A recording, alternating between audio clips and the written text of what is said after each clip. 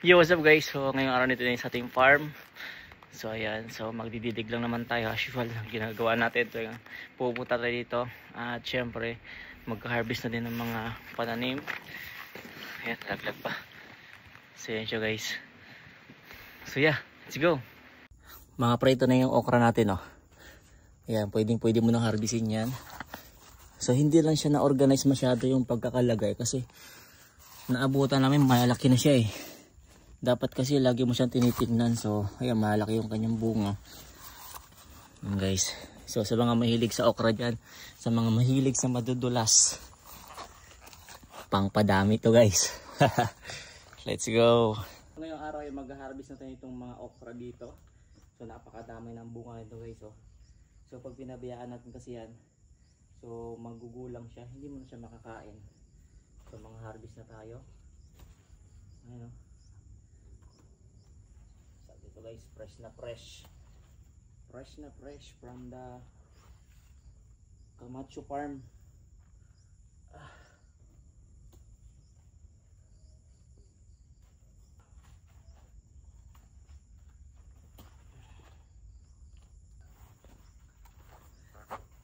So guys, mataas to sa fiber yung okra, kaya goods na goods to pang diet natin. So yung nagko-compete ako, ito lang yung kinakain ko lagi, okra. 5 okra. Ngayon may tanim na tayong okra. So di mo na kailangan bumili. So 4 nito guys, kasi sa palengke 10 na. Minsan pa nga maliliit pa yung 10 nila eh. So ayan siya. So dadami pa yan kasi bata pa yung mga okra na yan. So pag dumami to, mas madami tayong ma-harvest. So ayan pala yung harvest natin. So mga 15 piraso yan siguro. 2, 4, 6, 8, 10, 12, 14. Ayan. Pre. Diba?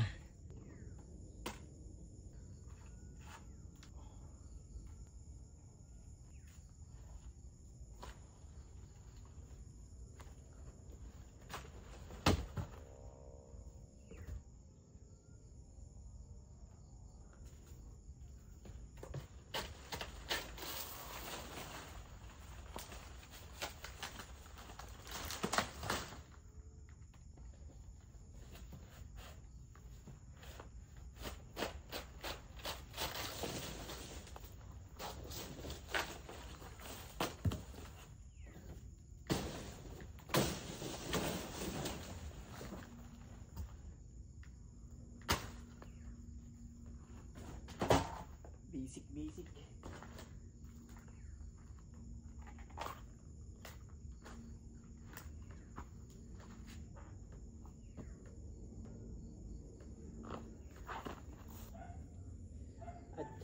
At syempre guys, maliban sa mga okra, may mga labanos din tayo dito. Ayan, oh. Tingnan mo naman kung gaano kalalaking labanos to guys. Oh. Diba? Ang laki. Grabe, no? So ganyan siya guys. Oh, sobrang ganda niya.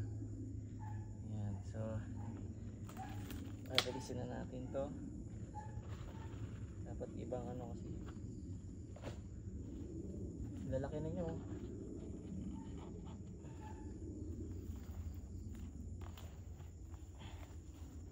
Iba talaga guys pagka nagtatanim kang naka brief or boxer. So iba, ano.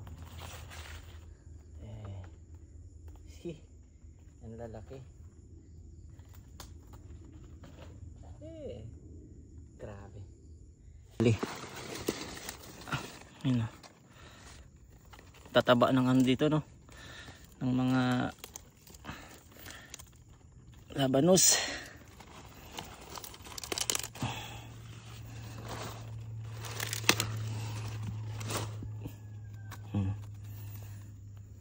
Yan na. Ayan guys. So hugasan na natin.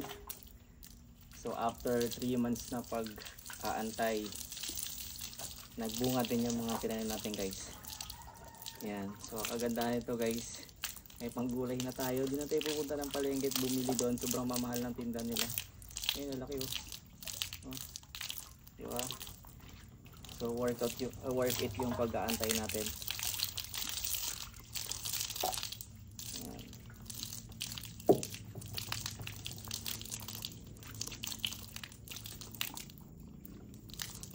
ano to? Curve. O curve show. Kakaiba.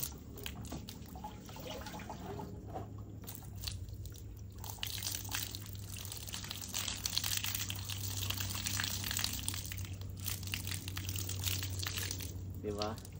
Simpleng buhay lang na may maliit na farm. Goods na guys. So isa to sa mga sign na tumatanda na tayo. Mahilig na tayo sa mga pananim. Kaya kung ikaw mahilig ka na sa mga pananim, ay sign mo din na tumatanda ka na. Kaya habang may buhay, enjoy lang tayo guys. Ayan. So di ko akalain na naging ganito yung buhay natin. Oh. So dadalhin natin sa bahay at ihalo natin sa sinigang na baboy or sinigang na isda. Sarap nito. Hindi ko alam kung nakakain to ng hilaw eh. Pero mapait kasi yan. Ayan. Ayan na harvest natin. Eh, worth it guys.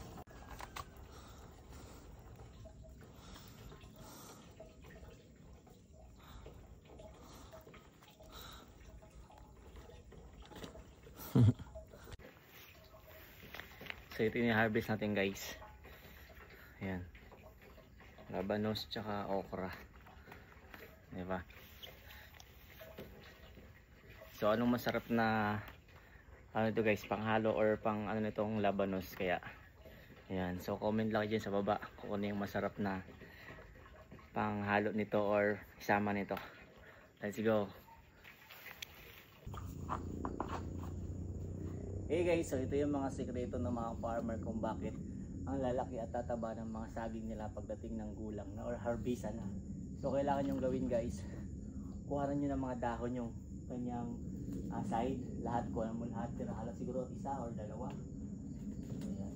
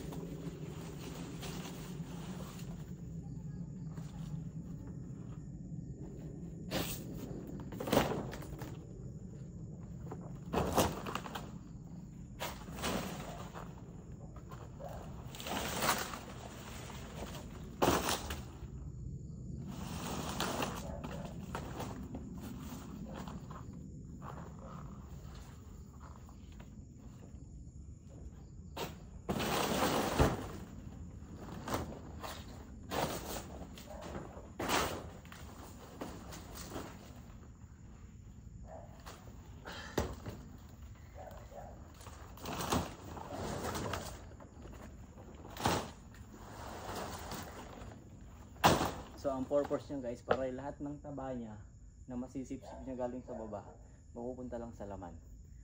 Okay?